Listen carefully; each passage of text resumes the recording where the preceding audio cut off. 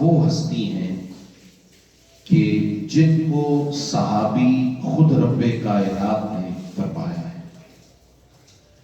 ہر صحابی حضور علیہ السلام کے صحابی بنانے سے بنا. جیسے حضور کی حدیث پاک ہے اصحابی کالنجوم فبأیہم اقتدیتم اہتدیتم.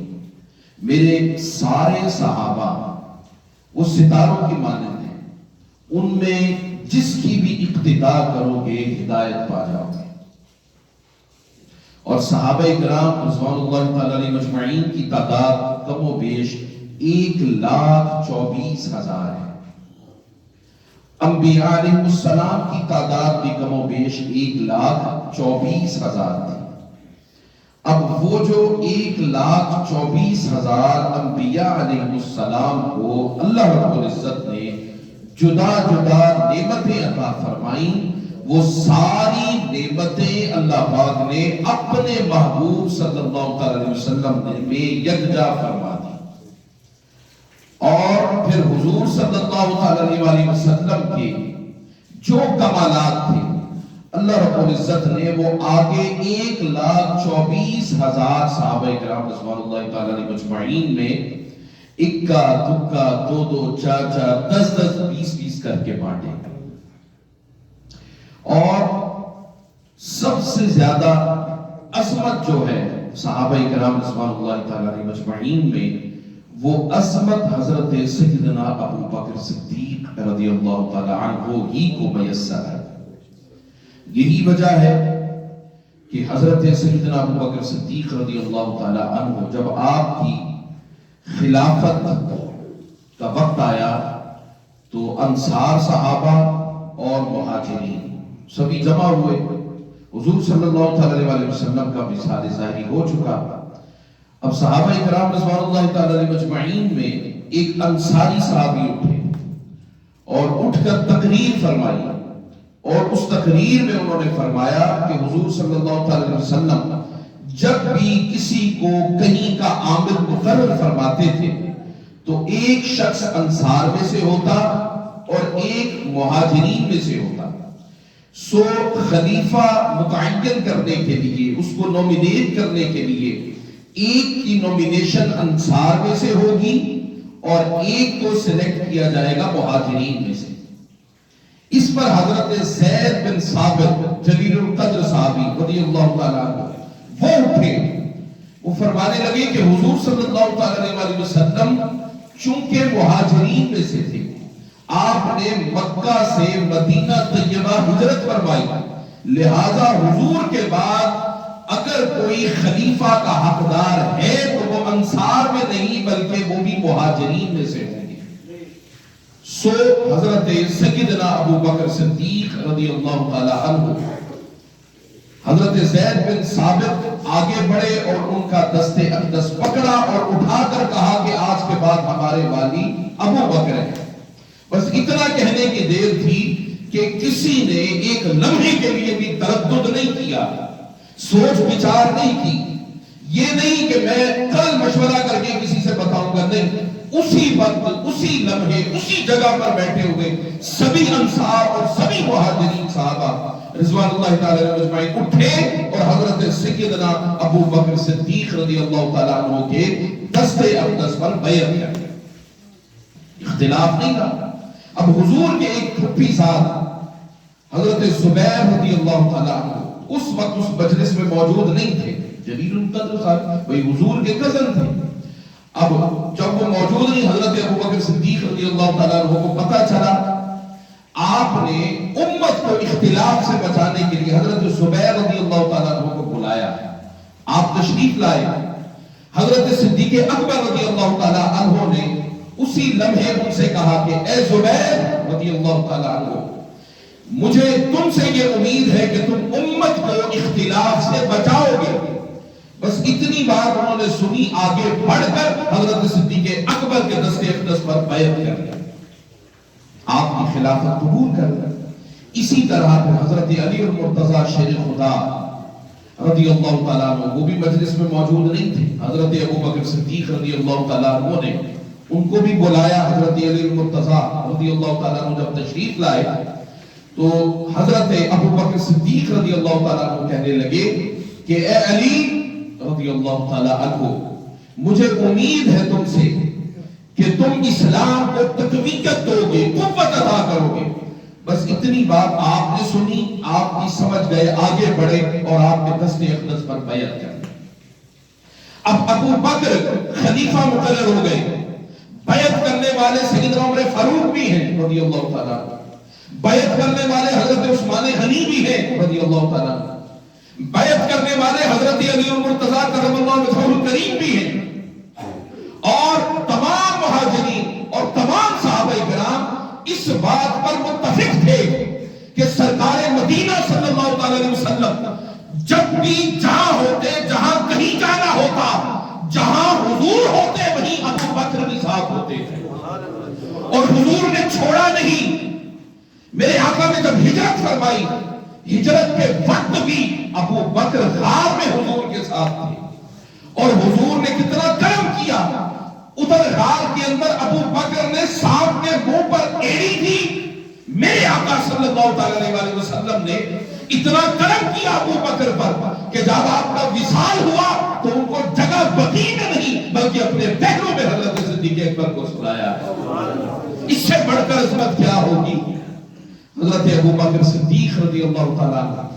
اب یہ کہنا کہ حضرت علی المرتضیٰ نے 6 ماہ کے بعد جا کر بیعت کی تھی حضرت صدیق اکبر کی رضی اللہ تعالیٰ عنہ.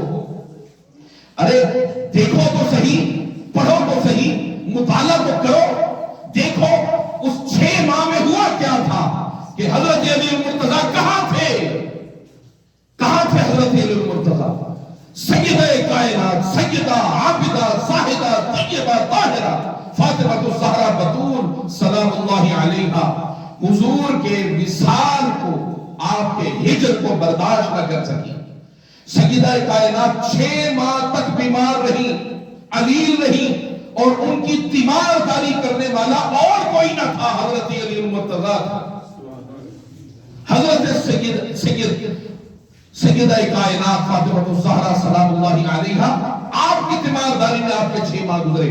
جب آپ کو پتا چلا کہ لوگوں کے ذہنوں میں یہ بات آ رہی ہے کہ شاید علی رضی اللہ تعالیٰ عنہ ابو بکر سے خفا ہے یا ابو بکر علی المرتضیٰ سے خفا ہے، جب یہ بات انہوں نے بھانپ لی تو فوراً گئے 6 ماہ کے بعد حضرت صدیق اکبر کے دست اقدس پر دوبارہ بیعت کی.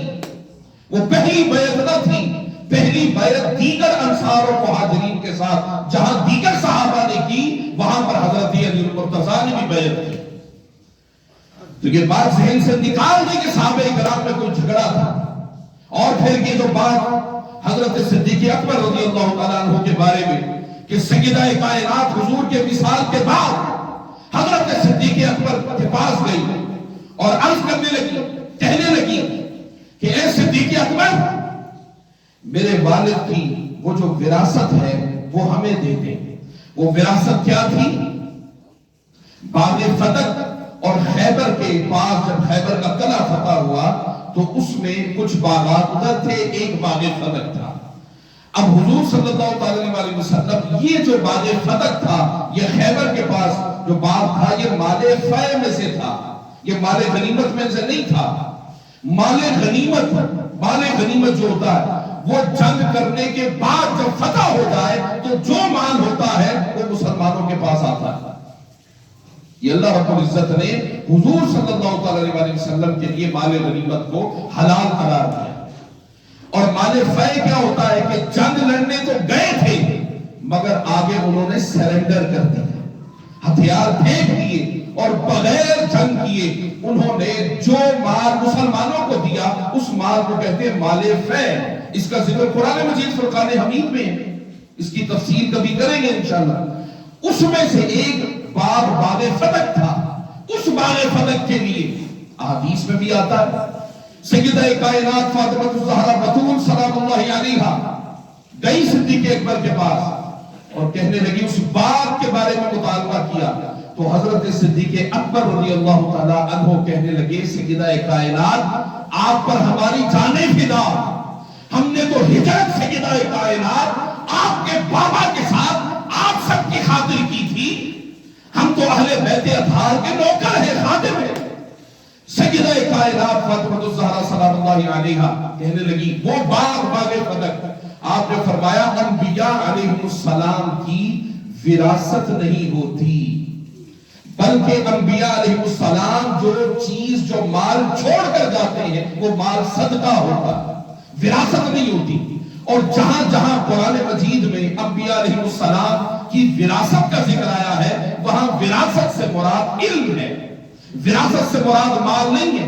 انبیاء علیہ السلام اس لیے نہیں آئے کہ وہ بلڈنگیں بنا لیں، جائیدادیں بنا لیں۔ اگر جائیداد بنانی ہوتی کہ سلیمان علیہ السلام کے پاس بڑی جائیداد تھی، میرے مصطفیٰ کریم صلی اللہ علیہ وسلم اگر جائیداد بنانی ہوتی تو آپ اگر اشارہ کریں چاند کو دو ٹکڑے ہو جائے تو زمین کی جو چھوٹی سی پیمائشیں ہیں مصطفیٰ کے لیے یہ کیا حیثیت رکھتی تھی؟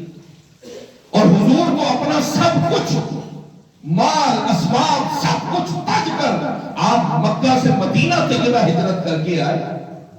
آپ کے پاس تو اگر کوئی مال آ جاتا تو شام ہونے سے پہلے پہلے حضور غریبوں میں تقسیم کر دیا کرتے تھے، حضور تقسیم کر دیتے تھے۔ تو حضرت صدیق اکبر رضی اللہ تعالی عنہ اگر تو مال انہوں نے اپنی آگے اولاد کو دیا تو پھر تو بات سمجھ میں آتی ہے، جب نہ اولاد کو ملا اور پھر سیدہ کائنات کی بات ہے تو آپ نے فرمایا جس طرح اس مال فے کی تقسیم حضور صلی اللہ علیہ وسلم کی ظاہری حیات مبارکہ میں ہوتی رہی، وہ تقسیم بند نہیں ہوگی، بلکہ اسی طرح جو اہل بیت اطہار کا حصہ ہے وہ ملتا رہے گا، ملتا رہا۔ اب پھر سوال ذہنوں میں آتا ہے، اچھا دے دیتے تو کیا ہوتا؟ سیدہ کائنات تھی، دے دیتے تو یاد رکھ لیں اگر ابو بکر نے نہیں دیا 2 سال 2 ماہ تک خلافت رہی آپ کی، سیدنا عمر فاروق رضی اللہ تعالیٰ عنہ کا دور خلافت آیا، 10 سال سے زائد عرصہ آپ خلیفہ رہے، مال اسی طرح تقسیم ہوتا رہا۔ حضرت عثمان غنی رضی اللہ تعالیٰ عنہ کا دور آیا، جو حصہ اہل بیت کا تھا اسی طرح تقسیم ہوتا رہا، حتیٰ کہ حضرت عثمان غنی کی شہادت ہوئی، اور شہادت عثمان غنی کے بعد جو خلیفہ مقرر ہوئے وہ کون تھے؟ حضرت سیدہ کائنات کے خامن تھے۔ اگر سیدہ کائنات اس وقت وصال فرما گئی تھی تو ورثاء تو موجود تھے، امام حسن مجتبیٰ بھی موجود تھے، امام حسین مرتضیٰ بھی موجود تھے، وہ بھی مطالبہ کر سکتے تھے کہ ابا جان سیدہ کائنات کو تو معاذ اللہ ابو بکر نے وراثت کا حصہ نہیں دیا، عمر فاروق نے وراثت کا حصہ نہیں دیا، عثمان غنی نے وراثت کی تقسیم میں معاذ اللہ کہیں نہ کہیں کوئی ڈنڈی ماری، معاذ اللہ سب معاذ اللہ۔ لیکن حضرت علی المرتضیٰ تو خاون ہے، آپ تو حسن و حسین ہمارے باپ ہیں، آپ تو ایسا نہ کریں، جو تقسیم سرکار نے فرمائی ابو بکر نے اسی طرح فرمائی، جو تقسیم ابو بکر نے فرمائی عمر فاروق نے اسی طرح فرمائی، جو عمر فاروق نے فرمائی رضی اللہ تعالیٰ عنہ وہی حضرت عثمان غنی نے فرمائی، اور جو تقسیم حضرت عثمان غنی نے فرمائی حضرت علی المرتضیٰ کرم اللہ وجہہ الکریم نے 1 درہم و دینار بھی آگے پیچھے نہیں کیا، بلکہ وہ تقسیم اسی طرح ہوتی رہی۔ اور پھر حضرت علی المرتضیٰ ہے کون؟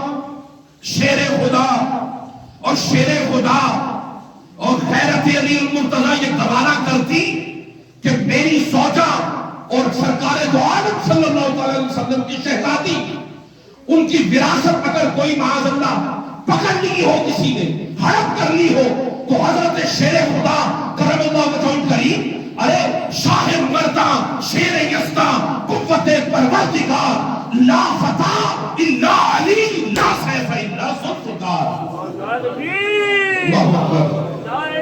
وہ حضرت علی المرتضیٰ، وہ حضرت علی المرتضیٰ کرم اللہ وجہہ الکریم، وہ جو شیر ہیں خیبر کے قلعے کا دروازہ ایک ہاتھ میں پکڑ لیں، وہ حضرت ابو بکر صدیق سے گھبرا گئے، وہ حضرت عمر فاروق سے گھبرا گئے، وہ حضرت عثمان غنی سے گھبرا گئے، اور انہیں اس وقت حکمتیں یاد آ گئی حضرت مولا علی کو؟